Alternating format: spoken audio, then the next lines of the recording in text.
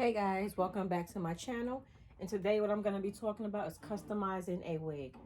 So customizing a wig for me begins before I start sewing the hair on.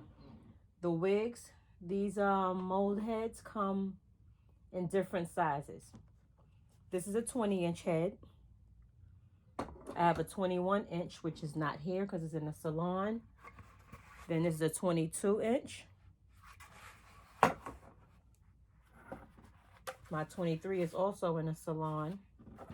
This is a 24-inch. And this is a 25-inch. This is also a 22-inch. I have about 3 22-inch heads because 22 is the most common size head. And I make a lot of wigs. So sometimes there are wigs still on the heads when I move on to the next wig. So you can see the difference in a 20-inch head and a 25-inch head. You can also see the difference, like there, it's very obvious. You can see the difference in a 20-inch head and a 22-inch head.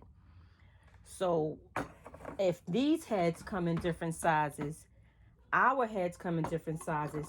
Sometimes the wig cap itself is too big for the person's head. Because if this wig cap can fit on a 22-inch perfectly, if I'm making a wig for a 20-inch head, I have to customize the wig cap before I start sewing the hair onto the head. So I'm going to show you here how I customized this wig cap to fit my client's head, which is a 20-inch head going around, and she's 11 inches from forehead to nape. So once I put the cap on, of course the cap was too big, and I don't want to sew the hair on and have all that bulk in between. So the first thing I did was start customizing the cap.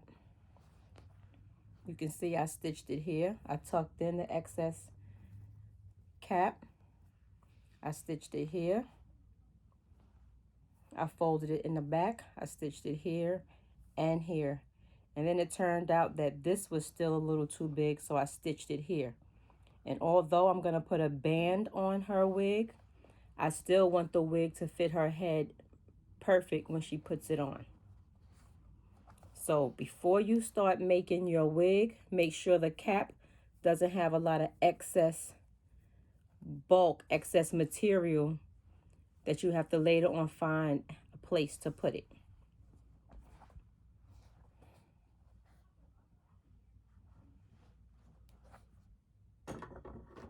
Same goes for a 22-inch head because you want to measure their head around from front to nape and from ear to ear. Sometimes a customer's hair from ear to ear might be shorter than the head. So you want to pull the cap back slightly to make sure the wig isn't hanging over their ears when they put it on.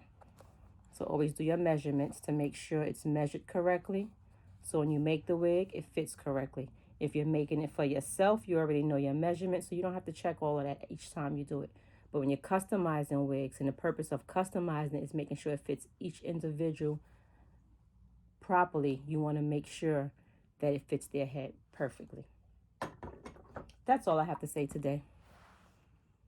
Thanks for watching, and I'll see you next time.